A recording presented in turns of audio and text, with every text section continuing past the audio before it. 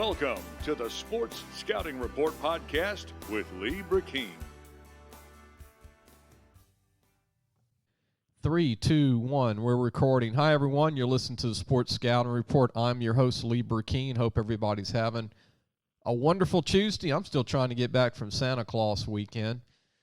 You know, it's hard to get back from, I worked over the holidays, but today's topics are going to be pretty cool for our listening audience. We're going to change it up a little bit. We will talk about the playoffs from yesterday, the 3 playoff games, the state championship games, and we're going to talk about the NFL. We're going to talk about LSU Basketball. And today joining me is our editor of Louisiana Football Magazine, our magazine that comes out. You can get it on our website, LAFootballMagazine.com. If you've never listened to the show before or heard of the magazine, you can go and get your north or south copy, LAFootballMagazine.com. But Jace LeJeune has joined us. Jace, thanks for joining us today. Yes, sir. Thanks for having me once again. Appreciate it, Lee. Are you recovered from the holidays from Santa? I'm still trying to recover, Lee. Well, I know that you were watching the games yesterday and trying to work with us like a lot of people, and then I was actually doing a lot of work. I'd seen all these teams play during the regular season, and so I'm familiar with them, and as you know, been watching them a long time. But we're going to talk about all the championship games. There were 3 of them. And then we're going to talk about the NFL and get your thoughts. We'll talk a little bit about LSU basketball is also to talk about the team. They got a talented basketball team this year at LSU. Let's start with our high school championships, man. It was quite an interesting night. It was one of them long days. This is the first time this is the first time in 25 years that I haven't been to a state championship game. I even went to state championship games when it was I call it the Freeze Dome or the Freeze in Shreveport when it was the same year as Hurricane Katrina. And that's when all the games were played in Shreveport at Independence Stadium, and it was like 10 degrees during the day. You can ask anybody that attended those years. It was frostbite, man, with 3 layers of socks. Yeah, right. And so this is the first year I'm kind of out of place, man. I don't know how to feel because I'm usually, at the state championship games for 3-4 days. But there were 3 games yesterday. And let's start with the first game that was played. Oak Grove and Grand Lake. And take our hat off to Grand Lake. For the Hornets to make the state championship, to get there was an accomplishment which will go down in history for the school, the first time ever. Against Oak Grove Tigers, the big powerhouse Tigers who won the state championship, their second straight, 33-7. Could have been worse, but Grand Lake put up a fight and actually played them pretty tough most of the game. Yeah, they did. Oak Grove had 2 players with over 100 yards. Deuce Clement had 158 yards rushing, the quarterback. Right. And Ron Creighton had 191 yards rushing on 30 carries, 2 touchdowns. And Deuce Clement had a TD. Deuce is the quarterback, by the way, number 7. And Ron Creighton's a senior. Deuce is a senior. And Jace, this is something that I picked Oak Grove, I keep saying we got to add now, 7 weeks ago. So I'm doing good on my winners. I think you're doing pretty good so far as well. Yeah. Right. Right now I had, Oak Grove too. So I got that one right. And hats off to Coach Wainwright and the Hornets. I mean, they were right there hanging with Oak Grove all the way into the third quarter. It was a 14-7 game.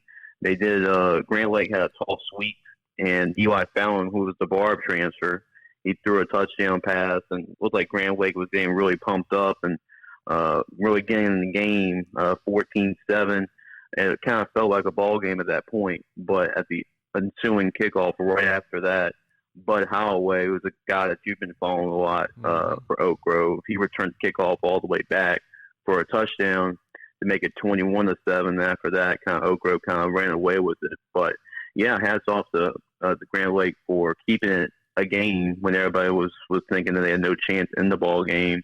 But Ron Creighton, the running game, and Deuce Clement that had a good game as well. Just the running game was a little bit too much for Grand Lake in the end to handle. 6 state titles since 1989, Jace, for Oak Grove. That's not bad, right? 6 state titles. And I found it kind of surprising. This is the first time they went back to back. And considering all the great teams in the 90s Oak Grove had, that's pretty impressive accomplishment for Coach Gregory and Oak Grove to win back-to-back state championships for the first time. Well, Coach Vic Dalrymple, who was there for over 20 years, won 4 state championships. Yeah, he did. And now Ryan Gregory has won his second. And Ryan Gregory's not even 40 years old. So Ron's got a chance to break his record, I would predict, in the next 20 years, don't you think? So, yeah, they have a chance. They might be the only school to end up with 2 coaches with 3 state titles. I would say Evangel might have been one with Dennis Dunn. Yeah, sure. Right.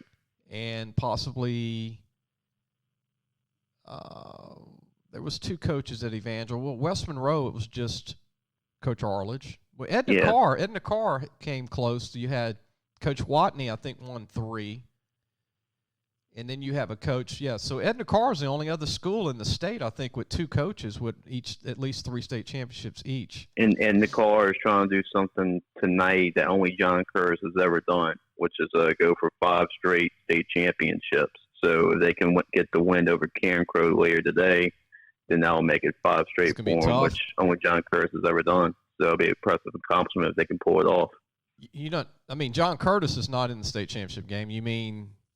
No, I'm saying if they win today, only another team has won 5 straight championships, and that would be Curtis. Yeah, Edna Carr is. They're going to be a machine next year. I don't think they drop off again, even next year. Mm-hmm. And they'll lose another 25 seniors and bring another 30 seniors up. It's incredible what they're doing at Edna Carr. We're going to take a break, Jace. We'll come back when we talk about Lafayette Christian, St. Charles Catholic, and then we'll talk about St. Thomas More, De La Salle. All great games. And by the way, that Karen Crow game is going to be a phenomenal game. Right. That's going to be a phenomenal game. We don't want the Crow audience to think they can't win that, because if there's one team that can beat Edna Carr, it's Karen Crow. I think they're going to be a better game for them than Warren Easton was 3 times in the past. Oh, yeah.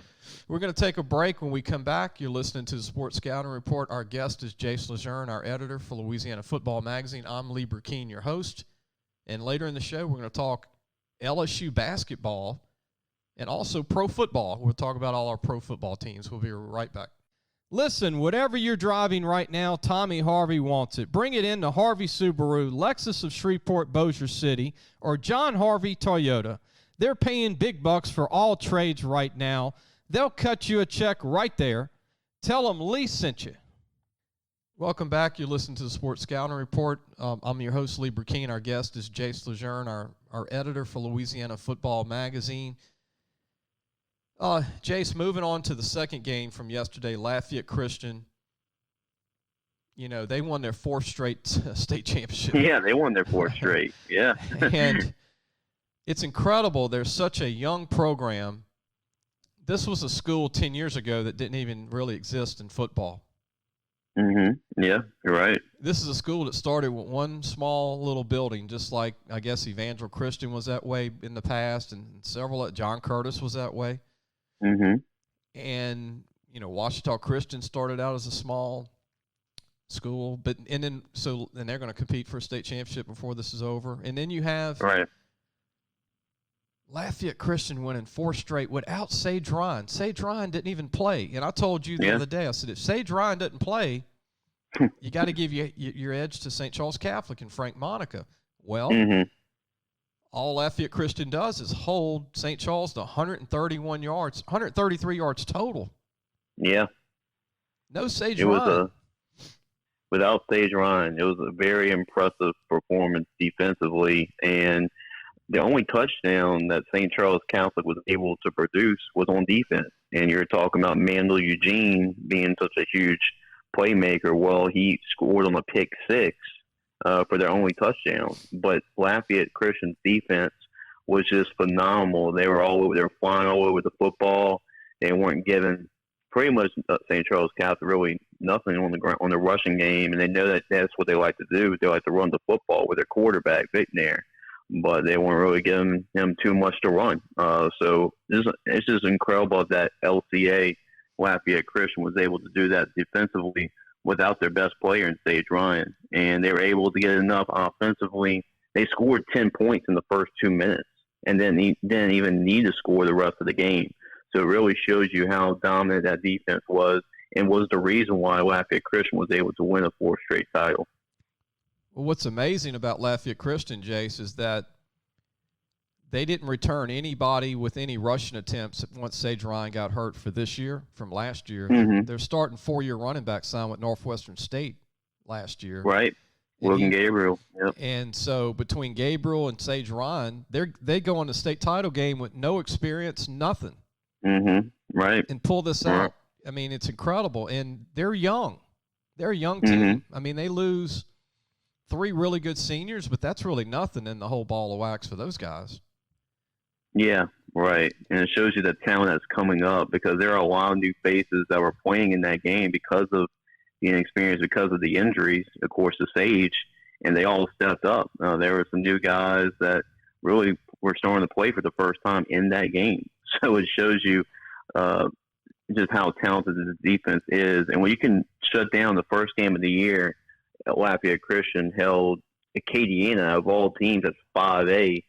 Acadiana was scoreless through most of about 3.5 quarters until they scored late to barely edge out Lafayette Christian. So it shows you what kind of talented defense they have, and that's that mantra that defense wins championships. And it was a defensive game for both sides of the ball, because St. Charles Catholic, they get on defense as well.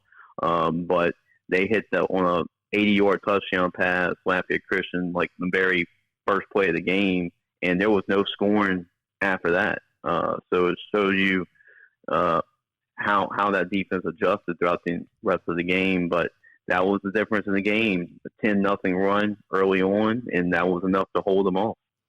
Well, Lafayette Christian returns Fitzgerald West, their big D tackle, for next year, one of the best in the state. Oh, yeah. He's going to be a beast. They also have a defensive end that transferred, believe it or not, from East Ascension High School.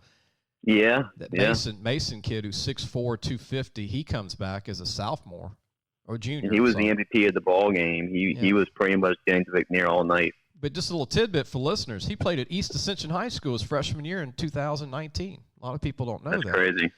And so they're going to have the best D-line. And they beat Notre Dame this year, Lafayette Christian, who was on a roll. They beat them during the regular season. And Mandel Eugene, who had the pick 6 for St. Charles, is headed to Tulane as a signee. He's a linebacker. If our audience don't know who he is, he's a senior. And Jace knows, I think he's phenomenal. I think he's the next Deion Jones type of linebacker who played at LSU and with the Falcons and Jesuit High School. But Mandel Eugene had a pick 6. If it wasn't for that, they were shut out.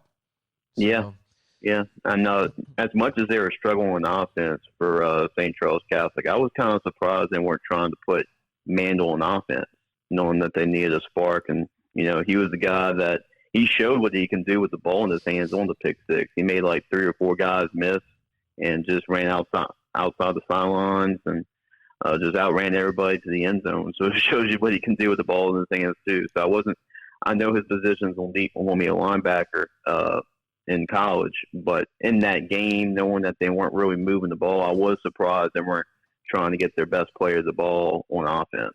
Well, moving forward, I'm curious to see what Frank Monica does. I mean, there's a man who's, in his 70s who's been coaching over 50 years. Mm-hmm. And my hunch is he comes back again. And they're young. Yeah. And so they don't lose a lot outside of Eugene and a couple of other players. They were really a young team, St. Charles Catholic. Yeah, so it shows you what kind of coach he is, a Hall of Famer coach. And then if you look at Oak Grove, who won the state championship yesterday, I'll have to say this. I think they're going to be rebuilding a little bit next year, Jace, Oak Grove. Mm-hmm. I mean, you don't lose Dalton Allen, Ron Creighton, Deuce Clement, Holloway, all these guys in 1 year, and then, most of your offensive line and a lot of your defense. So Oak Grove, they've had these same kids for 3 years, actually 4 years. And so they might I don't think it's going to be a rebuilding thing for years to come. I'm just saying they might have 1 year Right. with a very young team. Right, and that's going to be interesting to see is one day, like, who else emerges. Like, can West St. John get back? Logansport next year.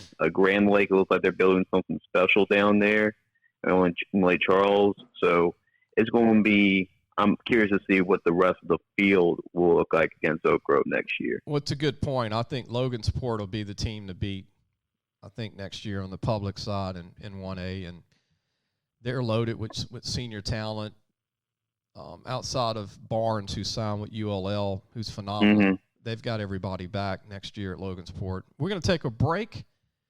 Jace, when we come back, we'll talk about St. Thomas More and De La Salle, the state championship game yesterday. Those two was a phenomenal game, probably the game of the day, and one of the best games in a long time, high school championship games. And it was a rematch from last year, St. Thomas More. And then later in the show, we'll talk pro football and try to get a little LSU basketball in too. You're listening to the Sports Scouting Report. I'm Lee Brecheen, your host. Our guest today is Jace LeJeune, our editor for Louisiana Football Magazine. We'll be right back. Looking for a used car? Harvey Autos has 3 dealerships, which means 3 times the used vehicles. They've got everything from fuel-efficient compacts to luxury models, even hybrids, and certified pre-owned with a warranty. Check out John Harvey Toyota, Harvey Subaru, or Lexus of Shreveport, Bossier City. Welcome back. You're listening to the Sports Scouting Report. I'm your host, Lee Brecheen. Our guest is Jace LeJeune, our editor for Louisiana Football Magazine. The final game we're going to recap from yesterday, Jace, is the St. Thomas More Cougars that took on a rematch in the state title game with De La Salle, the Cavaliers, out of New Orleans.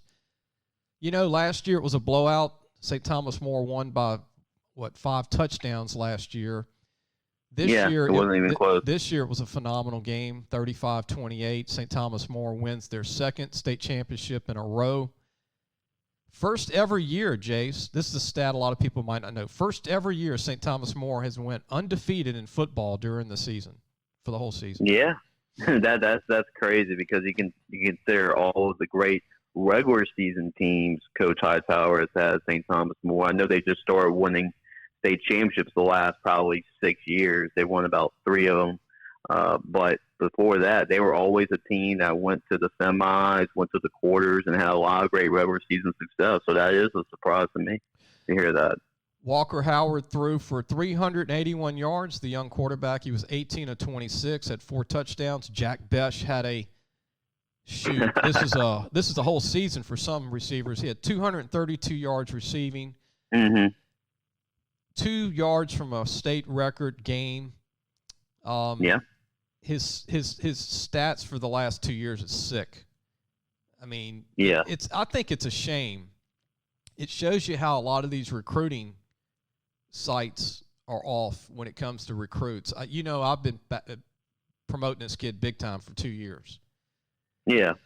And he didn't even get recruited and offered by LSU till about 6 weeks ago. Yeah, really late in the process, and he got that Vanderbilt offer and committed for a while though over there. And look, if you follow recruiting and you're listening to the show, or if you still haven't seen the games or you hadn't seen Jack Besh play, let me just tell you this: he is the best receiver I've seen come out of Louisiana, running routes, catching the ball, running the ball.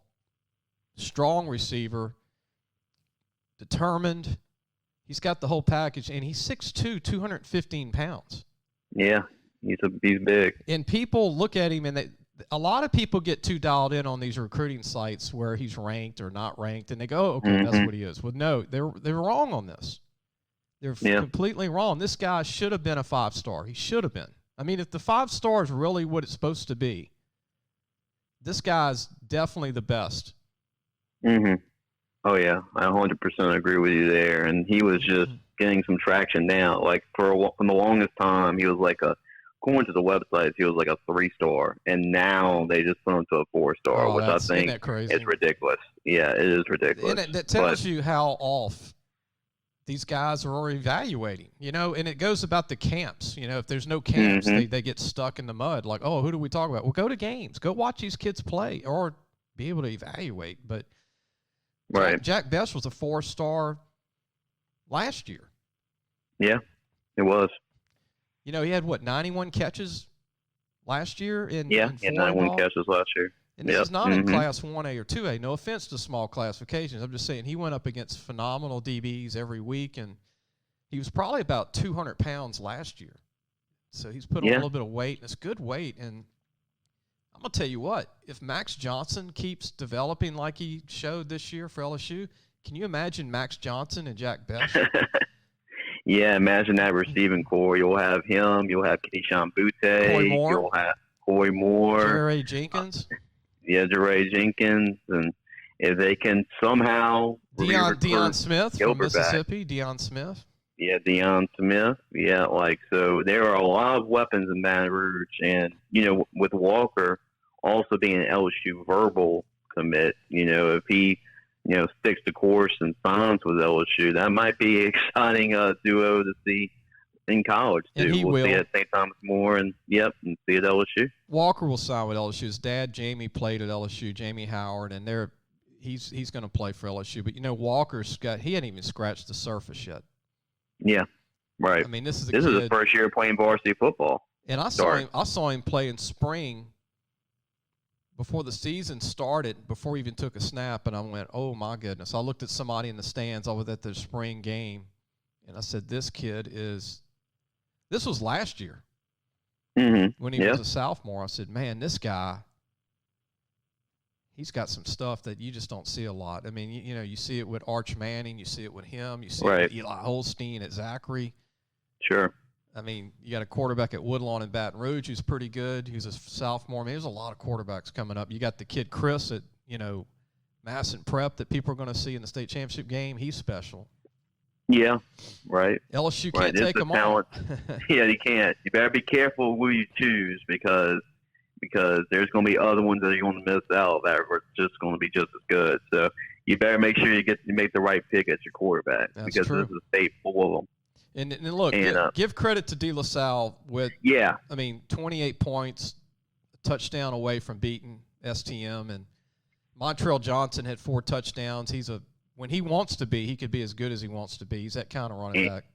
And he wasn't 100%. He took the first carry and it looked like he kind of twisted his ankle. And a lot of times he was just jogging on plays. And it showed he still got 20, 25 yards. So it shows you how good he can be. And De La Salle has a perfect game plan. I thought this is what they would do in the state championship game. But they were going to snap the ball every single play with 1 second on the play clock to make sure that St. Thomas More and Best and Howard were going to touch the ball as often. So, and they had that big offensive line, like you talked about, John Miller. John Martin, probably over 3. Yeah, you're right. John Martin. He's probably over 360 pounds. At least, and then you have Holden Okowski, the center. So they have a big O line, and they have Byron Phillips and Montrell Johnson. Both of them got a lot of carries and ran the football, and they had a chance late in the game to win.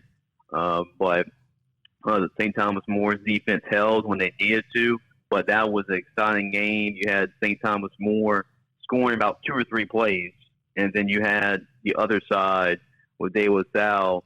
At St. Thomas More was trying to throw the football all over the place. And, of course, when you have Jack Best and Walker Howard, you're going to do so. But De La Salle, there was no question what they were going to do. They were going to run behind their offensive line, and they were going to pound it. So that's what they did. And it was exciting to see conflicting of 2 totally different styles that are both effective, and it showed. But this was kind of the game I expected going in. So wasn't really too surprised by that, but it was a great classic game. A lot of people were saying it was going to be a blowout. Both me and you were talking that this is going to be a game a lot closer than everybody thinks, and it turned out to be the case. And it kind of had some flashbacks to the U-High and St. Thomas More game when St. Thomas More was the underdog. So it shows you that this is why they play the games. Well, and then a lot of people that thought it'd be a blowout, they never really saw De La Salle play. Let's face it. Right. I mean, De La Salle's got some guys, man. They got some dudes on that team. And you're going to see 7, maybe 8 seniors in this class sign scholarships from De La Salle. 3 of them have already signed. So, right.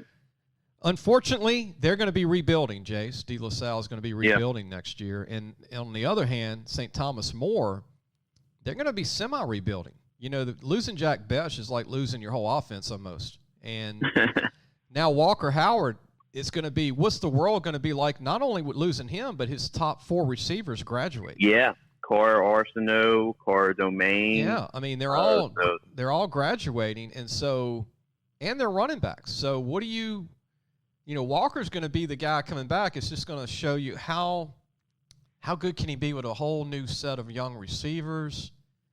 And they lose a lot of defense. Bryce Buvillion at linebacker, who's got, 350 career tackles? He was all over the field last night making plays. That's for sure. Every play that you called on while they were on defense, Bryce was on the tackle every single play. Yeah. So it shows you what kind of player he is. Yeah, 6 foot tall, about 225, and really at number 5, his jersey's number 5. He's just a tough kid, and he's trying to go somewhere right now in football. And you've got, if there is a bright spot, STM's got some young guys in their front D line. They lose all their linebackers. Yeah. And Stevenson is a great player too. Josh Stevenson, his brother's the major league player with the Nationals from LSU. But Josh Stevenson's going to be a tough loss too as a safety. So they're going to be semi-rebuilding a little bit. They're not a shoe-in to win it all next year, St. Thomas More. So yeah, they're not a shoe-in, knowing how tough this classification is, but you know for sure with St. Thomas More, they groomed these guys for this offense. So their sophomores or juniors have been, that you probably haven't heard of now, that are going to be in huge impact guys next year because they've just been so groomed in this offense. They've learned this offense since they were like 6th, 7th grade. So, I mean, I don't think it's going to be a huge drop-off, but I'm not counting Coach Savoie and Coach Hightower and those guys out for next year for sure. Well, you could see two new teams in this game next year. Good possibility to have 2 different teams. So there's an opening there for a U-High or somebody like that who was young this year to get to a state championship game again next year. There's a chance.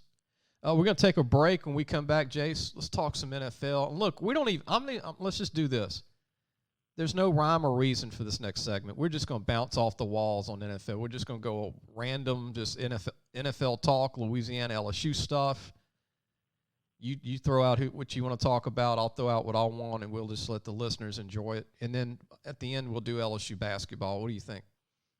Yeah, sounds like a plan to me, Lee. All right, man. We'll be right back. We're going to take a break. We'll be right back with more Louisiana, the Sports Scouting Report. We'll be right back. So, hey, guys, just wanted to take a minute to tell you about Harvey Autos. If you need a new or used car, there's 3 great dealerships right here worth checking out. John Harvey Toyota, Harvey Subaru, and Lexus of Shreveport, Bossier City. Low prices, honest people. Tell them Lee sent you.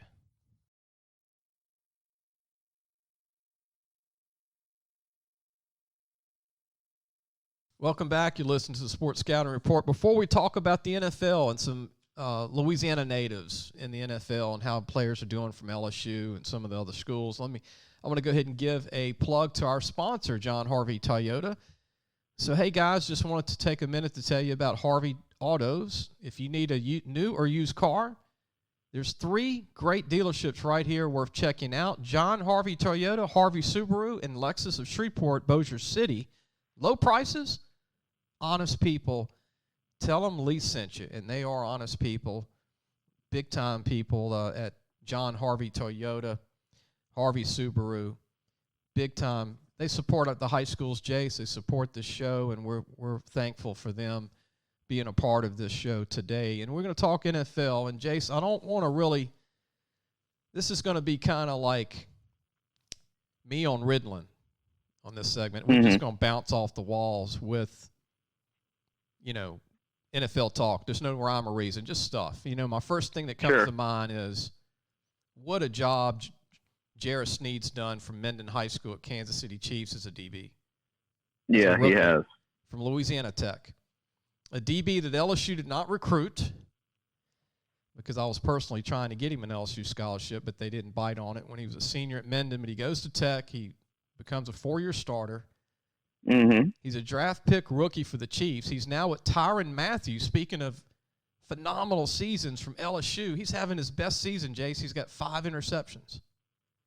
Yeah, he has. And you got him and Snead in the backfield. Clyde Edwards-Helaire, I hope he can get healthy for maybe the AFC Championship game. Yeah, they're saying he can come back in the playoffs. Not sure what game, knowing what game they would advance, but they're saying that most likely he will return for the playoffs. They miss him. They missed him this past week. I know they've got Kelsey at tight end, and you got Mahomes, the best young quarterback in the league. The best quarterback in the league to me still is Aaron Rodgers. But you have – they missed Clyde Edwards. He just brings a different dimension to Kansas City. And then you got Darrell Williams, number 31 from LSU, right from John Ehret High School. Yep.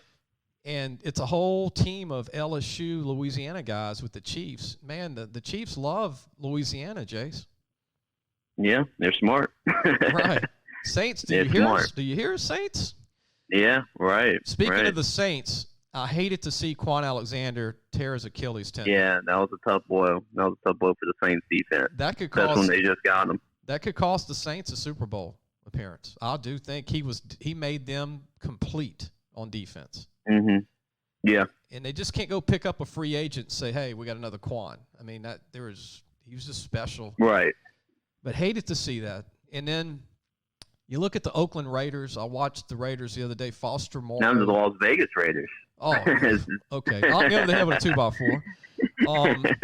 The Las Vegas gambling Raiders. No, the Las Vegas Raiders. It's hard to say that, but anyway. I'm still trying to get used to that too. So you're not the only one. A new stadium with no fans, and yeah, right. They have to get a quarterback, Jace. I don't think Carr's the quarterback. David Carr cannot win pressure games. No. I don't think he brings the edge factor to him. He's got 70,000, he's got 50,000 passing yards. You know, he's got all the stats. He's got a great winning record to loss record, but in winning big games, late in the fourth quarter, he has no comebacks. Those are the great quarterbacks when you bring your team from behind and win these. You got a lot of close games in the NFL. And they also need to go. They need to get a better defense too. Watching that defense last couple of games, and that's been the reason why they've missed the playoffs this year. They just need to be better on the defensive side of the football in general. And speaking of defense, I think somebody's going to be wearing a different uniform because of what he did in the game, and he hadn't had a great career as Arden Key from LSU. Okay. Yeah. Now Arden Key, I'm watching the game like you and probably a lot of other people. Mm-hmm. And they've got this game in hand over the Miami Dolphins. And there's 15 seconds left, and Miami's on the 25. They have time for, one play and maybe a Hail Mary. And Miami's down by, 2 points or something like that. But anyway, our 47-year-old quarterback, Fitzpatrick, is almost 50 years. No, he looks that, but he's probably 38, I think, 39. He's probably in the late 30s. He's got that. He looks like Mountain Men, from the Mountain Men series. Yeah. He goes back to throw, and Arden Key not only grabs his face mask, but pulls him down with the face mask. He wasn't even looking when he threw the pass. Right. He just threw it pretty much blinded. And then the guy catches the ball, tight ropes the tight end out of all people. And then they add 15 yards onto that. To that. And then you look at Gruden's face, and his head goes down, and you can just tell he's going, I'm going to cut Key. You know what I'm saying? Mm-hmm. Yeah, so right. Arden Key probably won't be a Raider in 2021. Yeah. And he was having a good year. He was having a good 6 weeks. He finally had come around a little bit. But I always thought Arden Key at LSU was the guy that could rush the passer but could never get the sacks. Mm-hmm. He was always a step late. Him and Mingo were like that at LSU. They would rush a lot, but they could not finish sacks. They've created rushes. Yeah. Well, look at Neil Hunter. He only had, I think, 1 or 2 sacks at LSU, but look what he was doing in the NFL. He's one of the best players in the NFL and rushing the pass. I hate that he sat out this year with his neck injury. He was on pace to have a sack record for his age, and the Minnesota Vikings could have been different with Danielle Hunter. And speaking of that, Justin Jefferson from LSU, if his head doesn't swell up, which I don't think he will, I think he's mature, he's going to be, barring an injury, he could be a Hall of Famer in 10 years. I mean, the way he's playing. Yeah, and if you look back at it, they got that draft pick based on the trade with Stephon Diggs, and it's actually worked out for both teams because Stephon Diggs is having a heck of a year in Buffalo. And then they drafted Justin Jefferson with that pick, so it shows you that trade is working out for both those teams. And Diggs' brother is a starting corner for the Cowboys and played at Alabama, and Jamar Chase basically abused him in college on the field, right? So Jamar Chase, everybody talks about Devontae Smith, this and that. And, hey, he's a great player, right, from Louisiana and Alabama, but he's no Jamar Chase to me. I just think Jamar is the best. And then you got Terrace Marshall, who had a great year. I wish he'd have finished the season. I mean, I wish he'd play those 3 games. But anyway, Terrace Marshall is not a definite first-round pick. That's why I was hoping he'd finish the season. He's not a lock first-rounder. He's just not. I mean, he might go second round, but he might slide in late first round. But if not that, it'll be a probably early second-round pick. But a lot of receivers don't go in the first round. Now, I see Devontae Smith going and Chase. And outside of those two, I mean, it's going to be linemen and quarterbacks and, corners, but defensive linemen, linebackers, people like Patrick Queen that can run, Okay, so Jacksonville Jaguars. I told you there's no rhyme or reason with this, listeners. We're just bouncing around. So Jacksonville was happy they lost. They get the first pick of the draft. Yeah. There was a lot of jokes saying that the Jets, even when they win, they lose because they won the last 2 games, and by winning those last 2 games, it's given the number 1 overall pick to the Jaguars now. Look, since Mark Brunell, they haven't had a good quarterback with stability since Mark Brunell. Mark Brunell was at the play for the Washington Huskies. He was there for 10 years and he finished with the Saints for a couple of years. But as a backup, right? I mean, Blaine Gabbert was a bust. And everybody, Byron Leftwich. Blake Bortles. Byron Leftwich. None of those guys were like, none of them panned out. And it's really sad. David Gerard. You look at the Cleveland Browns, they've had about 10 of them before Baker, and I don't even know if Baker's the guy. I really don't. Right. That's kind of still up in the air with him. I think he's surrounded by a really good football team.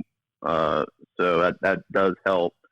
Knowing that they can run the football with Kareem Hunt and Nick Chubb. So that definitely helps. But the jury's still out on Baker. So Cleveland needs a playoff win this coming week to get in, okay? And they stumbled and let the Jets beat them, okay?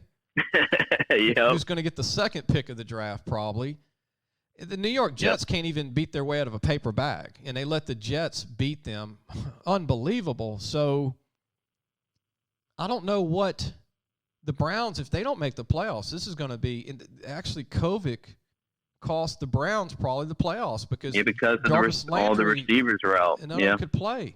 I mean, right. And these were guys that were part of the tracing. They actually didn't have it.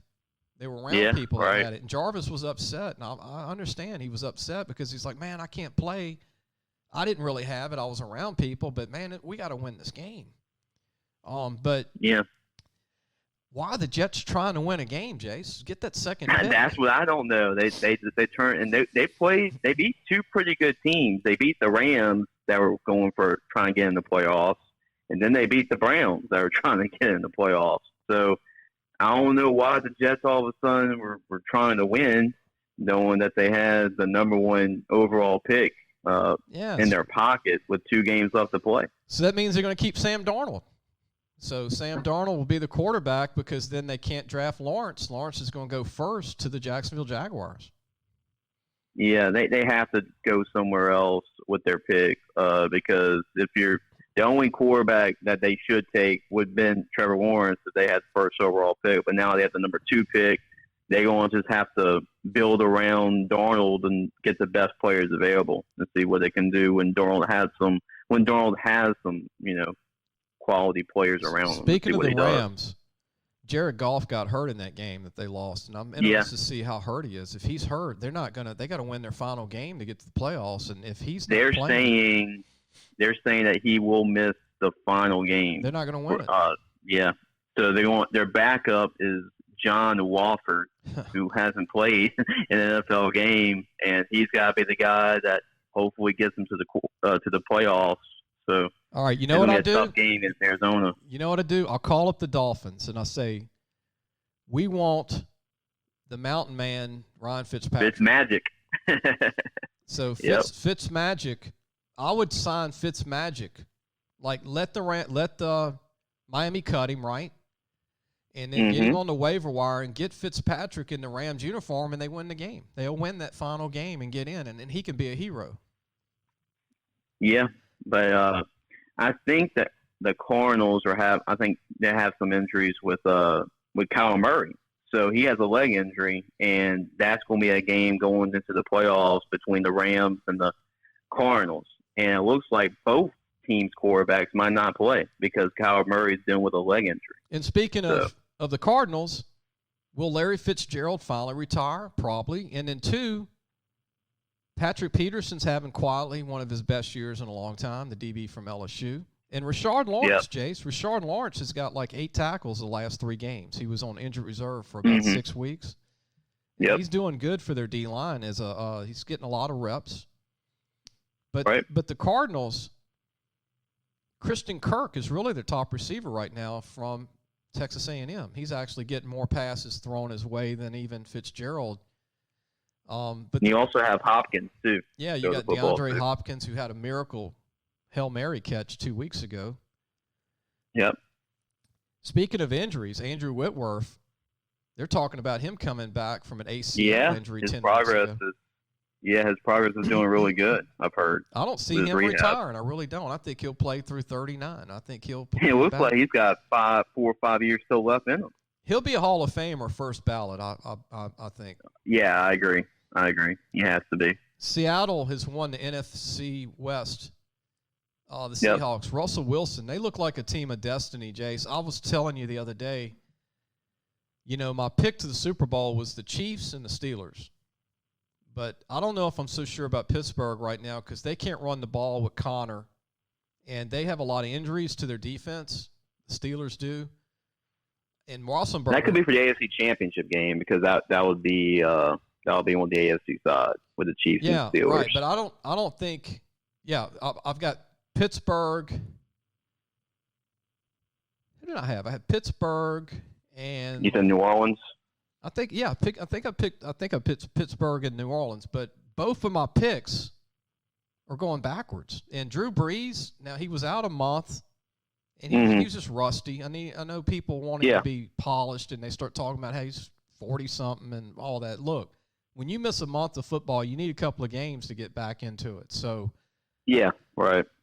I don't think Drew, and I love Peyton, and I think Peyton that the 2 weeks ago played him when they lost. They just knew it might be rough because he just had to get out there and play again.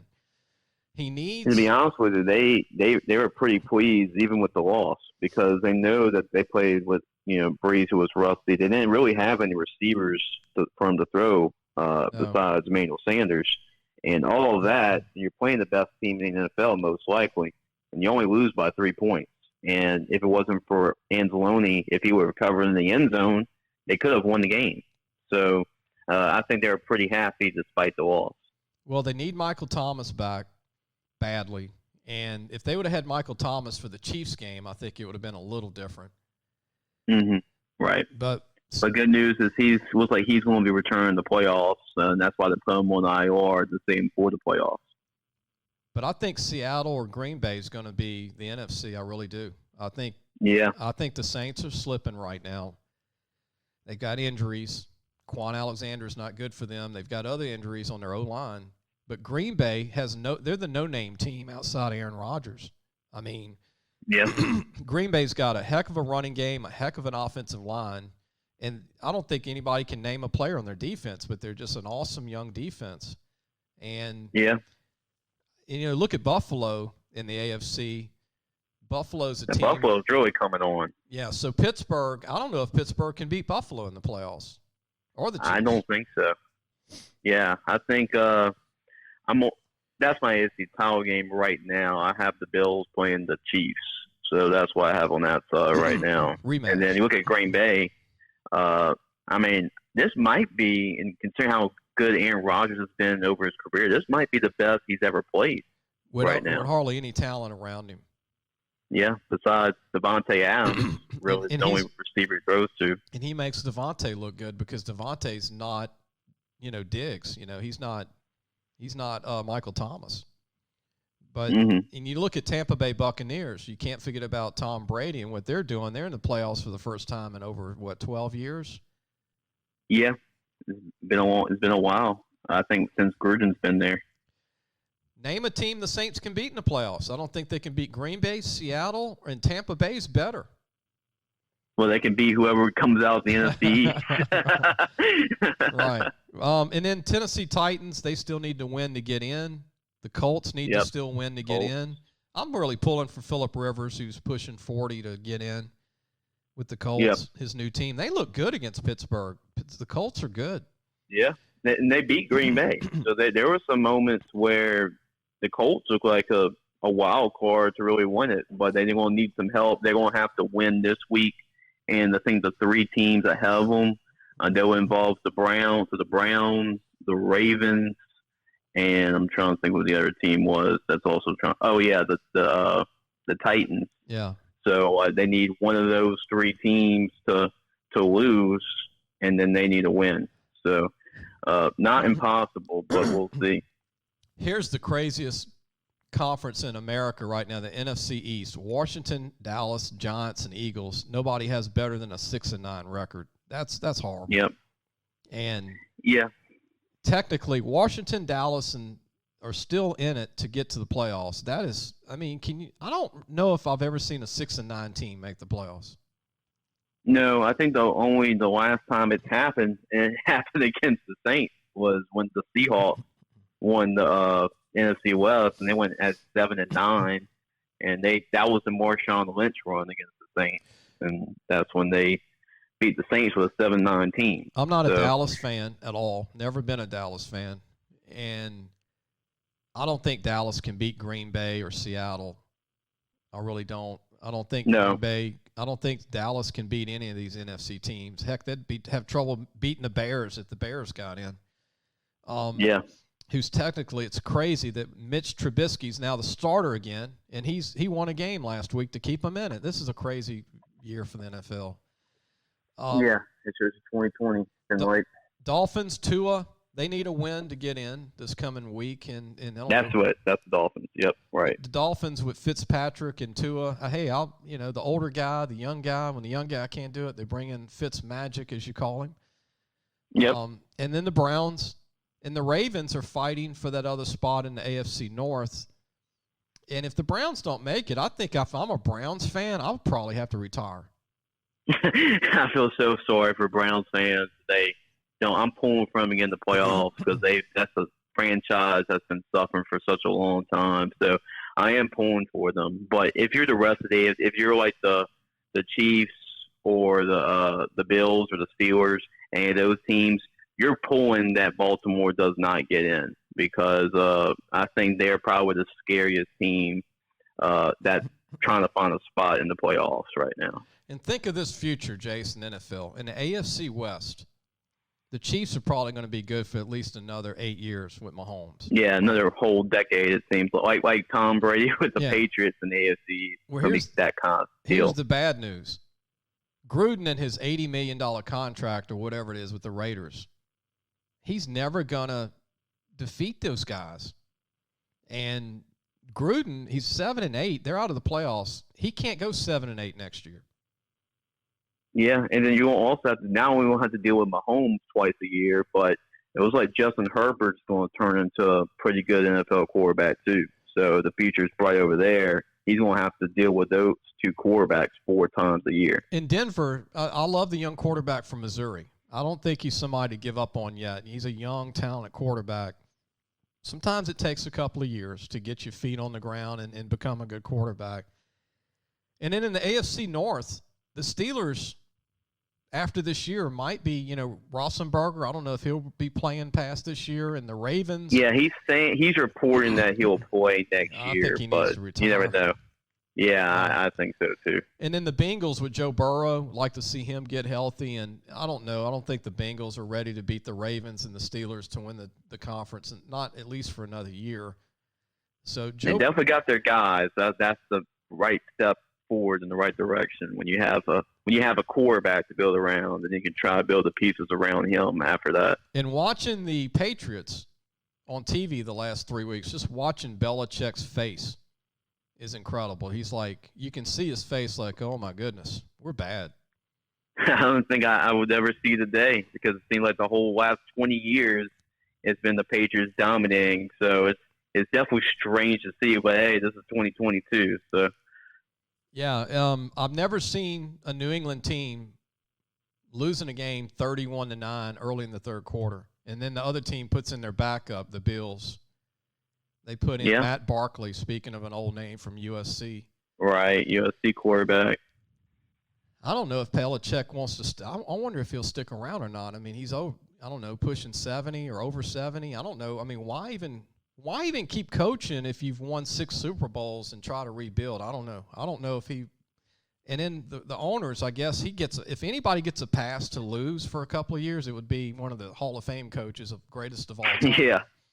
So the Kraft family, they put them on TV, and they were in shock. You know, they were looking at the game. They're like, oh, my goodness, we're bad.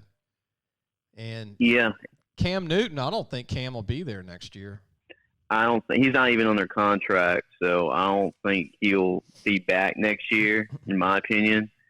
But the question is what they do at quarterback. Do they stick with Jarrett Stidham? Do they get a free agent? Do they draft a quarterback? Like that, there's a lot of questions with the Patriots right now. I think you got to find one in the second, third round, like you did with Brady. What was Brady, like a 6th round pick? Brady's like a 5th or 6th round pick. He was like really late in the, I think the 199 overall pick. So let the genius Belichick maybe do it one more time, dial it up, and get a quarterback. Maybe BYU. Maybe they trade up for the BYU quarterback. Yeah. They also need some receivers, too, because they don't really have anybody for – I know Cam hasn't had a good year, but you also don't really have any receivers to throw to, and, you know, that also does not help. And that was one of the reasons why Tom Brady left New England after last year, because he saw some of the kind of the writing on the wall with the team this year. I'll tell you what would be a good quarterback, and this might happen. I'm just throwing it out. The Tennessee Titans might go with a young quarterback next year, and that would maybe make Steve Tannehill. I mean, Tannehill could be a New England guy. You know, if you just want a short fix until you get the right guy, Tannehill would be a good addition to New England as a vet, I think. If the Tennessee Titans decide to go with a younger guy, because remember this, he beat out Marcus Mariota, right, who was the draft pick, and now he's the backup to Carr in Oakland. Yep. And if Mariota can't beat Carr out, then he's probably not going to be there long in Oakland. But when you look at the quarterback position, you got Derrick Henry to hand off to, man. You got a 6'3", 250-pound All-Pro Hall of Fame running back. You got the Lowan kid at tackle from Michigan, one of the best tackles in the league. You got a great young defense in Tennessee. So all you need is a quarterback, I think. Yeah, and the one thing that on defense that they're lacking too is really a pass rush, because you saw in the Green Bay game, Rodgers had pretty much like we were talking about Matt Jones when him having all day to throw.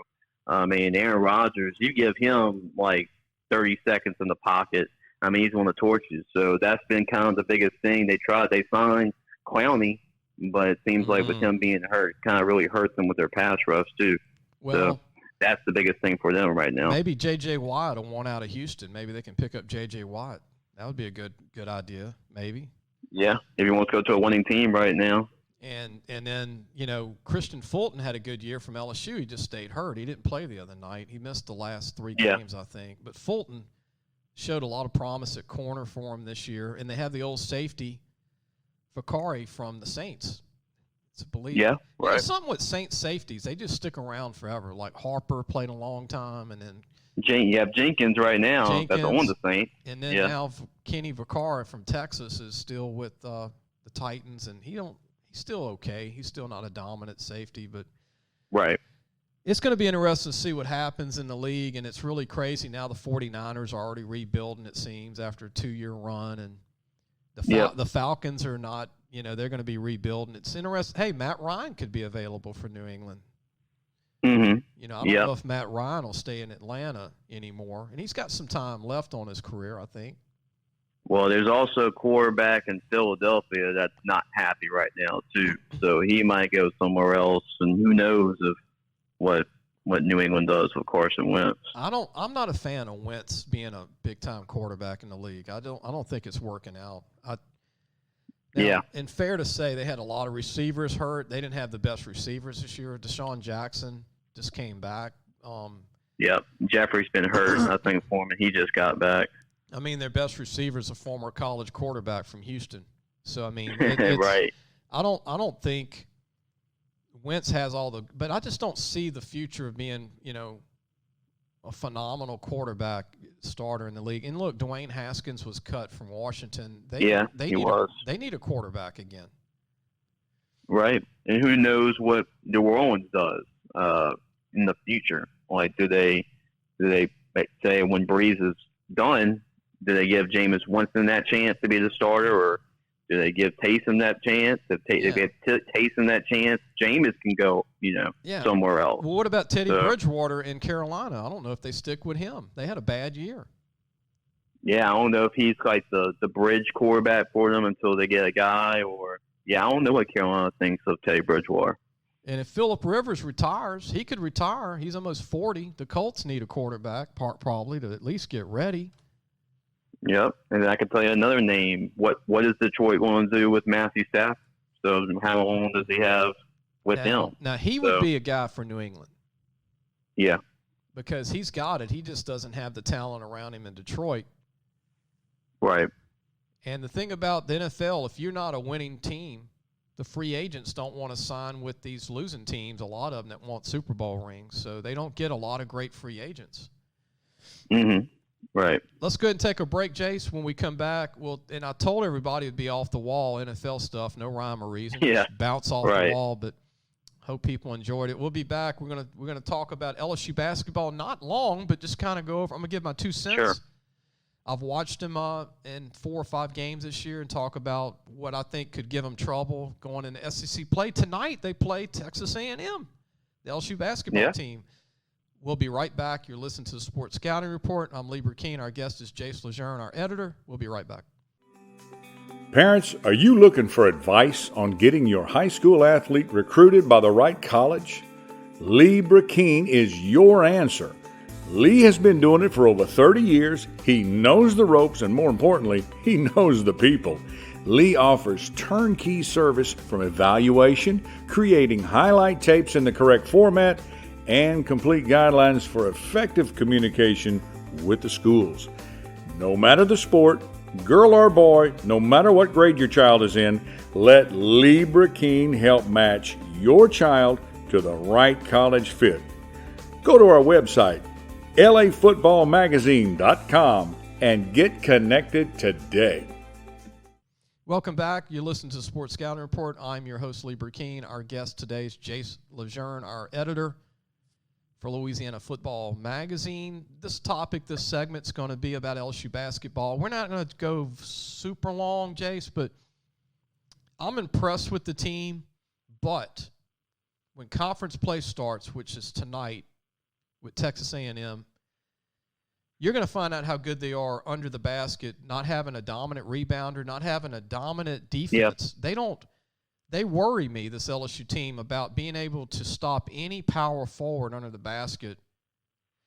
Anybody, if you're 6'7", 240, and you're tough and you can rebound, I don't know if LSU can stop any power forward under the basket. They just don't seem built to play defense under the basket, and they don't have a center. They don't really, they went out and got Penn Johnson, who left. Who wasn't going to – he didn't look like he was going to be very good. I mean, let's face it, he didn't play a lot, probably why he left. Right. So he goes back to California, 7 foot tall, left Washington Huskies. They build him up as being a shot blocker, rebounder. He showed none of that when I saw him play. He looked like a project. You got a freshman center that's 7 foot tall from New York that's not ready. You got Shaquille's son, Sharif O'Neal, who doesn't look like he's a dominant big body either. I mean, he's a tall kid, 6'10", but he doesn't. We're going to see what he has against A&M tonight. But really, this LeBlanc kid from Georgetown that played at Madison Prep, he looks like he's your best center post guy. I was about to say, too, that he's about your biggest guy that you have. So you're back to a 6'7" guy like you had Emmett Williams last year, who was 6'6". Yep. How far can LSU go without a post guy down low and then you can't stop a dominant post guy? Now let's face it, not every team in the SEC likes to go under the basket now. They like to shoot the three most of the games. But Trendon Watford is really like a two guard. You're 6'9" forward. He's really like a two guard more than a forward. He'd rather shoot the ball outside than go under the basket. Now, he can drive. Yeah, he's shown that. But he's not a defender defensively to another post player. So will LSU get exploited, Jace? I don't know how much you've watched them, but I don't know. I mean, they kind of look like a UNLV. I don't know if you were even born when this was going on. Oh, like the 90s UNLV. Yeah. Yeah. So that's when they had Stacey Augmon, Larry Johnson, Greg Anthony. Right. They could run the court, shoot the three, and rebound, but LSU looks more like UNLV than a Michigan State or a very good Duke that can play defense. And I don't know if LSU can beat some of the top teams in the country if they can't defend a 6'9" post player. They're going to have to win a lot of high-scoring games because they have a lot of guys that can score, and that's their mantra this year. And they're probably, last year they were known, even though they weren't big, they were known for offensive rebounding. So they were like a lot of high-effort guys. So this year they got a lot of guys that can score, like Cam Thomas, guys they have. But the biggest thing, Lee, we have to see them on the court because they missed like the last 3 or 4 games because of COVID. Yeah. So that's another thing too, is see what the chemistry is going to be with this team and the SEC play, because they've only played like 5 games so far this year. Yeah. Well, on the positive side, LSU's probably the only team in the United States that has 3-point guards. Yep. Devontae Smart, the freshman Gaines from Georgia, and Jalen Cook from Walker. So they have 3-point guards. I don't ever remember LSU having 3-point guards. Last year, I don't think LSU had one. So well, Javonte's becoming one this year, and that's what shows you maturity. Yep. Coming back, he wasn't ready to go pro this past year. He needed to come back, and now he's maturing to become a point guy. But, he didn't play in the last game, and I thought Gaines looked good. I thought Jalen Cook looked really good. Charles Manning's coming around. He had an injury. He's slowly coming around. Cam Thomas is a lethal scorer. I don't even think we've seen the best of him because when he makes 3/4 of his shots in a game, he'll score 50. Right now he's making half his shots every game, getting 24 a game. That's scary. That is scary. But this freshman center from New York, Brooklyn, Josh Gray, 6'11", 260, he needs to come around at some point. They need him, even if it's just to rebound or just put a body on another 6'10", because I don't see Sharif O'Neal and Josh LeBlanc at 6'7", Sharif 6'10". He's kind of a skinny 230, 225. There's a lot of big post guys in the SEC, Jace, that weigh 250, 6'10", 6'9". Yeah. It's going to be easy buckets for the other team if LSU's not scoring the three. If they go cold shooting, it could be a rough night for LSU. Yeah, you're right about that. So they have to be sharp. They have to be sharp on the offensive, when they have to shoot. I mean, that's something they've upgraded a lot of things. I feel like they're deeper this year. Like you said, they got point guards this year, and that was the thing they didn't really have last year. They're shooting a lot better from 3. So, but the only thing is missing. They don't have that big, intimidating guy under the rim. Nope. Now, Darius Days has improved a lot. He's in better shape. He's not just a 3 guy. He's driving more. Defensively, he's not a defensive guy. And then Javonte Smart, again, drives. He's a better job. Monty Wilkinson, to me, if Monty Wilkinson can get better at 6'6", 220, Mm-hmm. And Josh LeBlanc just came back 2 weeks ago. If Josh LeBlanc can continue, and I think he will, then I think LSU will be pretty strong. They're just not going to be overpowering.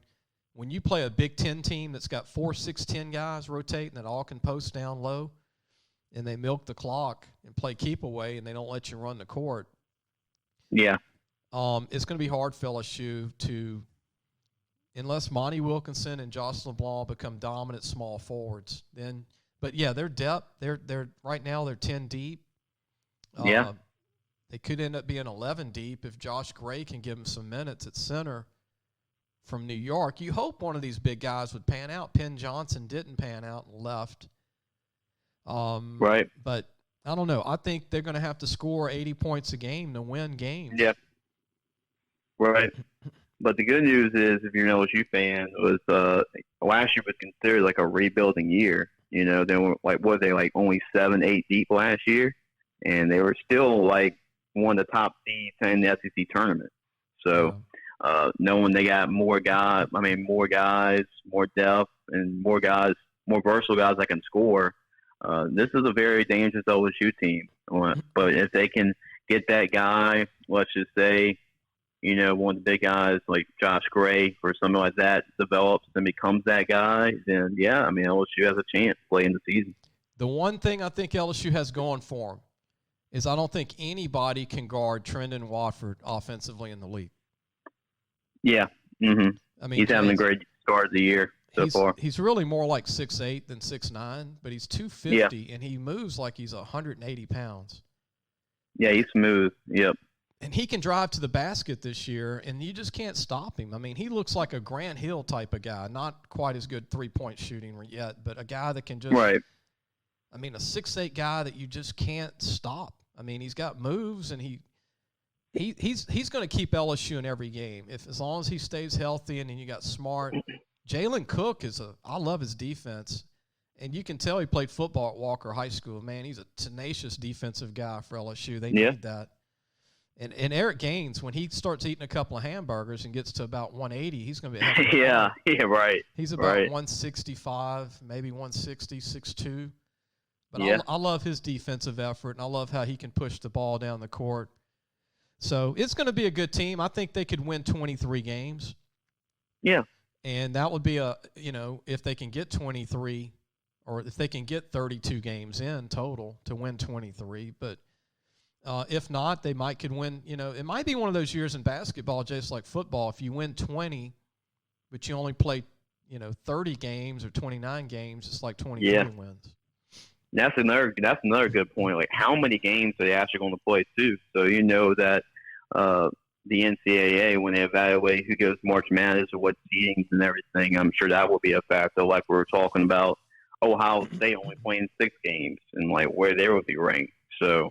I'm sure that's going to be a factor for them, but we're just going to have to wait and see how it plays out. But looks like that the good thing for LSU fans, what do you think about the rest of the SEC league? Because I know Kentucky's kind of had a really bad start this year, and competition. What do you think about the competition surrounding LSU? Well, I've watched a lot of the teams in the SEC, most of them. Kentucky, I don't feel sorry for their fans. These guys have been on top of the mountain for 60 years, So I think they'll make the – look, they could be 10-10 and still get an NCAA tournament. They're Kentucky. Right. So I don't think it's an easy win. I think Kentucky is going to be a tough win because they're going to play with a chip on their shoulder from here on out. So our fans need to realize at LSU that to beat Kentucky, you still got to play really good. It's not that they're not talented. They just don't have the chemistry right now. I think Arkansas is a team to look for, Jace. They've got 5 freshmen that are NBA prospects, and 4 of them are from the state of Arkansas. And they've got Jalen Williams, a 6'9" freshman from Arkansas that's going to be a heck of a player. They got a bunch of talent back. Arkansas is a sleeper. Florida, my prayers go out to the kid that passed out on the court, and he's their best player. Right. Yeah, Johnson, and he loves LSU. He scores about 20 a game on LSU, but he's not going to play this year, and so that hurts Florida, Jace. Without that kid, he was player of the year in the conference. Some people thought, So preseason. Losing him is going to put Florida maybe as a Sweet 16 to maybe just a tournament team, maybe not even a tournament team now. And then Auburn's having a horrible year. Coach Pearl's had 2 guys quit on him. 2 players have quit, and they're not anywhere near what they've been for the last 2 years. Tennessee has got their best team since their great team 2 years ago. Yeah, they're still in the field right now. I don't think Tennessee's as good as they were 2 years ago. They had a special team 2 years ago. Yeah, that was a good team, right. And then you look at the rest of a lot of these teams like Ole Miss, Mississippi State, Georgia, South Carolina, well coached. They're not better than LSU. Texas A&M is a good team. But Missouri's on the field right now, too. Missouri's the other team. I think it's Tennessee, Missouri, LSU, Arkansas. Those are my top teams in the SEC. I agree with you there. Missouri's got 4 6'8" guys. They're a bad matchup problem for LSU.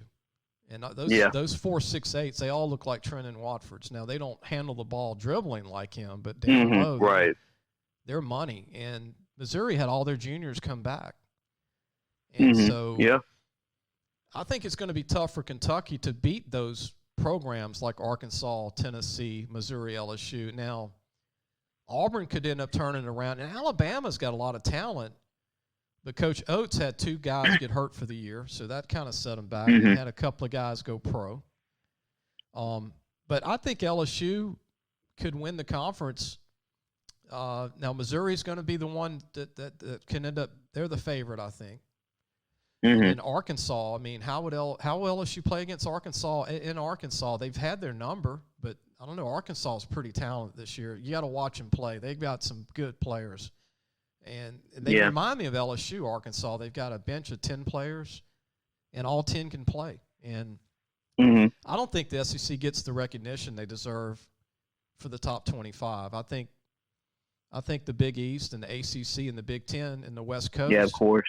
Right. They just don't give the SEC attention outside of Kentucky and sometimes Florida. Right. Right. But, the biggest thing is that kid from Florida not playing now. That has really changed the whole conference because Florida was the other team outside of Missouri to win the conference. Now, without Johnson playing, and by the way, he loved playing against LSU. Last year he had over 20 points in both games. He did. Yeah, he did. I remember that. And their point guards, Neymar is now with Gonzaga. So Gonzaga's pretty strong this year. I don't think LSU's ready for playing top 10 teams yet. I don't think they're that good yet. And Jace, I see them as a Sweet 16 team at best, unless they get some help underneath the basket and some defense underneath the basket with LeBlanc and Wilkinson as a freshman from Vegas. Right. But somebody's got to step up besides Days under the basket, and they need they need Sharif to really come on too. Yeah, right. Because Gonzaga would beat LSU by 20 right now. Yeah. Yeah, they've been being top 10 teams by 20 anyway. So this is how good college basketball is this year. Baylor, who's very good, I think they're a Final Four team. They beat number 7 Illinois by 30. Yeah. And Illinois has 3 6'10" guys that can play. Yeah. And that's just to show you, could LSU beat Illinois? I don't think so, not right now. Yeah. And they lost by 30 to Baylor. Right. And Baylor's not as good as Gonzaga. Yeah. So our fans get pumped and they're excited, and I don't blame you. I'm just saying they're not Final Four team status yet. They're just not that good yet. And and they've got the depth, and if Monty Wilkinson comes on and LeBlanc comes on, they could be a different team. Sharif's got to step his game up. Now, he hadn't played a lot. To be fair to Sharif, he's not, played what? A third of maybe about 7 of these games, maybe a third. Yeah. And he's had some health problems before that, and he's just coming out. Now he's just coming back to play basketball. So, but I want to see Sharif grab a rebound and dunk. I want to see Sharif drive to the basket and score. Become a post player, not just a rebounder. So I don't know. We'll see what he's got when he has to face another 6'10" player tonight against A&M. We'll We'll see what he has. Yeah. 6'9", 6'8". Yeah, this is going to be a good sign to see where LSU is at with a really good A&M team tonight. And Ole Miss always gives LSU trouble. You know, and they're having a good start too. Yeah. I mean, they're just not as talented as some of the other teams, but they're always going to fight you, you know, tooth and nail. Yep. But who's going to win the SEC? It's between Missouri and LSU, I think. Yeah, good chance. I'm just talking the big picture, you know. I'm talking about outside the SEC. How far can LSU go? You know, they could win the SEC just being a 3-point shooting team and rebounding good, and but because the SEC really doesn't have a dominant, they don't have a Williamson, you know, a guy 6'7", 290. That's with the Pelicans. They don't have a guy like that in SEC. She's got to worry about. Right. Yeah, it's gonna be wide open. Has a chance for LSU to win another conference championship this year. But I think Gonzaga is going to win their first national championship this year. Yeah. And then Baylor. They have a chance. Baylor's good. Yep, we'll see about that. It's going to be a long and interesting college basketball season. And the reason I don't think LSU could beat Gonzaga is because they have a 6'10" guy that looks like, I mean, he looks like Dirk Nowitzki from the Dallas Mavericks. You just can't stop him. Right. And then they have a 6'7", 230 forward that shoots threes like Scottie Pippen. I mean, it's just – and then they have two great point guards. And then they have two 6'10s off the bench, and then they got two other 6'10s that don't even play that would start for LSU. So – yeah, this could be their year. They've been close before, so this could be the year to finally pull it off. But we're going to see what LSU has tonight playing a team with some big post players. They haven't played anybody this year yet that's got a bunch of height. A&M can bring in some 6'9", 6'10", 6'8", and they've got a little more scoring, a little more taller guards. And I think LSU should win if they shoot well. And I think Cam Thomas, you might see another 20-point effort from him. I think Javonte Smart will be back, right? I think I can look that up for you. But yeah. Thomas is definitely an X factor for sure. But let's see. I think Javonte's back. If he's back, then they've got a rotation of him, Cook, and Eric Gaines, which is one of the best in the country at point guard. Yeah, he still might be out for tonight, is what they're saying. I think they'll be okay with Jalen Cook and then Gaines. Yep. Those are, you know, you got two more point guards. I mean, I remember when Dale Brown was the head coach, he never really had a great second point guard. He always had a one point guard, but having three is really great. I mean, that's a great luxury to have three really good point guards. Now, Gaines is a little more raw. Cook's a little more polished. Yeah, right. But Gaines pushes the ball better up the court than all three of them. He looks like the bullet Johnny Jones when Johnny was at LSU. Any final thoughts, Jace, about pro ball or the playoffs today? Any thoughts? Yeah, it's going to be. We have one more regular season week left, and then we hit the playoffs. And I tell you, hopefully I'm wrong, but it looked like it's heading towards a State Farm Super Bowl with Patrick Mahomes and Aaron Rodgers with the Green Bay and Kansas City. Because right now, I mean, looks like they're the two best teams right now, number one seeds. But you never know. It's going to be interesting. And COVID is going to play a factor too, because of contact tracing and during the playoffs, and some very important pieces might have to miss out playoff games. So that might be the biggest factor of them all when we hit towards the playoffs is contact tracing, COVID, and that regulations. So a couple of key impact players might have to miss a playoff game or two if that happens. Well, the good thing, they don't have the fans, and the pro game doesn't need fans where college and high school needs somebody, and they're able to get some fans in. But, yeah, it'll be interesting. I mean, if Aaron Rodgers gets COVID, they don't win, you know? Right, yeah. I mean, if the good thing about Drew Brees playing their backup quarterback, Tashawn Hill, I mean, he's got the experience. And I'll tell you what, I was thinking about this the other day. Final thoughts for the show. If the Saints have to go to Green Bay to go to the Super Bowl, if they can get to that, if they get the second seed and Green Bay has the first seed and you got to go to Green Bay, people can go, man, they're going to lose. And I even thought, well, if it's 10 degrees and snowing, the Saints will lose. But your backup quarterback went to Brigham Young. He played in the snow every year. Mm-hmm. And he's used to that weather. And guess what he does? He runs. He runs the ball, and that's the best thing to do in snow is run the ball. And I think he would be the guy that would win that game if it was in Green Bay. I'm just throwing it out there.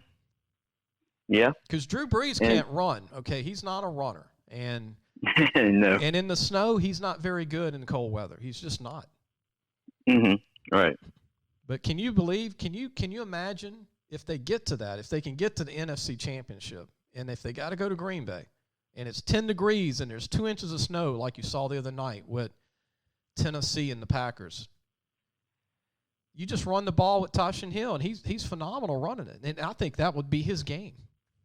Yeah, with Taysom, and then you have you also hand the ball to probably the best running back in the NFL, and Alvin Kamara. So you have that too, and you have Latavius Murray, that big offensive line. They can, limit Rodgers' possessions and control the clock. Yeah, that might be the best thing for him in that game. Otherwise, they won't win the game. They'll get blown off the field by Rodgers by not being able to. You know, every time I've seen Drew in a cold game, when you go back, they were in an NFC Championship game against the Bears years ago, and the Bears went to the Super Bowl. Yeah, that was like his first really run with them. Yeah, it was in Chicago, and it was like 5 degrees. Mm-hmm. Drew didn't have a good game. Right. And the Saints didn't have a good game, but they didn't have the ability to run the ball during that time. And no. So, yeah, I mean, that would be their only way to get this done is play the backup quarterback, and that's what you've been auditioning for. And you know, in back of Peyton's mind, I wonder if he's thinking that, like, man, we need to get him the ball running it, just get him ready for cold weather. Who knows with Sean Payton, because he's always has tricks under his sleeve. So, there's always something with Sean Payton that he has. Now, Tannehill showed if you're running quarterback what you could do in the snow. He had one really good 40-yard run. Yeah. Everybody was thinking on that run, Henry's going to touch the ball. The whole defense went towards Henry, and then Tannehill pulled on the option and kept it himself, ran for 40 yards. And that's what makes Tennessee dangerous, too, because Tannehill, I mean, he was a receiver at Texas A&M, so you know he can run. So but him in the run game. But who's the best ball fake option quarterback that would be on snow? It would be the Saints' backup quarterback, I think. Mm-hmm. Yep. The one thing about Taysom, though, is he has had some fumbling issues lately, so he does need to clean up on that. But yeah, when he can run in the snow, when you have him and you can do that read option stuff with Alvin Kamara, you know, so that might be the way for them to go. But they have been limiting Brees' snaps too because of the ribs, so they're trying to manage that and make sure that he is taking a lot of the snaps at the same time. Taysom can always come in and take some snaps too. Well, before we get ahead of ourselves, I mean, the Saints could start off with the Rams if they get in. They could start off with Tampa Bay. You know, they could start off with whoever wins the NFC East with 9 losses. I mean, the Bears. Yeah, we'll see what seed they're at. We'll see, because I know they can be the 3 seed at worst if they lose against Carolina. But if they win and then Seattle wins, and let's just say Chicago, they need to get in again in the playoffs, and Mitchell Trubisky plays well, and they somehow beat the Packers, then the Saints will actually have that number 1 seed. So it's not far-fetched yet, but they can go from 1. They can play, if they get the 2 seed, there's a chance they can play the Bears or the Cardinals. And then if they get the 6 seed, there's a chance they'll play like the Rams or, you know, or a team like that. Well, the thing is, let's just have the Saints win a playoff game. Right.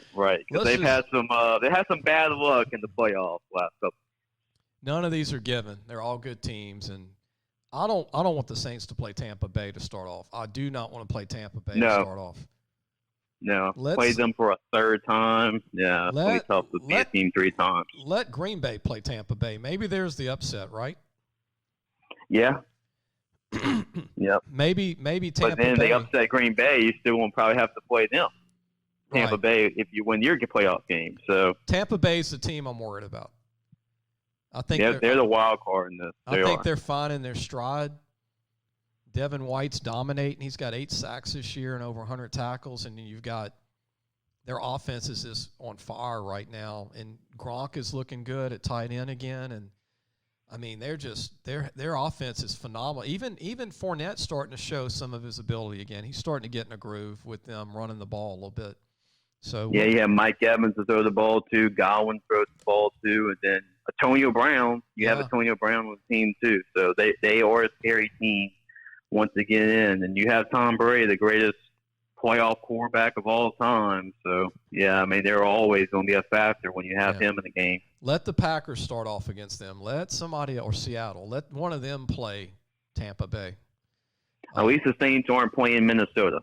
As to say that. Yeah, don't mention the Vikings or the Rams to the Saints fans. Yeah, right. That cost them 2 Super Bowls. 2 Super Bowls. And if they beat Chicago on the road years ago, that was a 3rd Super Bowl. That would have been 4 Super Bowls total. 4 Super Bowls for Peyton and Breeze, yeah. They were that close. But anyway, that's why they're going for their second Super Bowl. But they've just got to tighten it up, get Thomas back. They can't have any more season-ending injuries on defense. Losing Quan Alexander is going to hurt. This will probably be the last chance for Breeze and Peyton, that duo, to get a chance at another one. So they have to be all in this year because this probably will be their last chance at one. I think so too. And we'll see what happens when it's all over. It's fun, and then we'll see what happens in college basketball. We'll see what happens in high school. And you got the playoffs this week too. Yeah. So we'll talk about those games, Jace. I'll talk about them tomorrow once they're finished today. So you'll hear it on Wednesday's show. Wednesday's show, I'll go over the Tuesday playoff games, the state championship games in Natchitoches, Turpin Stadium, Northwestern State University in Natchitoches, Louisiana. All right, Jace, we're going to go. I got to go back to work. Yes, sir. You got to go back to work and right, and help us, and then we got to get the show ready and get it ready to get out so people can hear it before it's too late today, before all these games are starting up, so we can get the show out. But all right, Jace, appreciate you, man. Yes, sir. Thanks for having me, Lee. All right. Bye.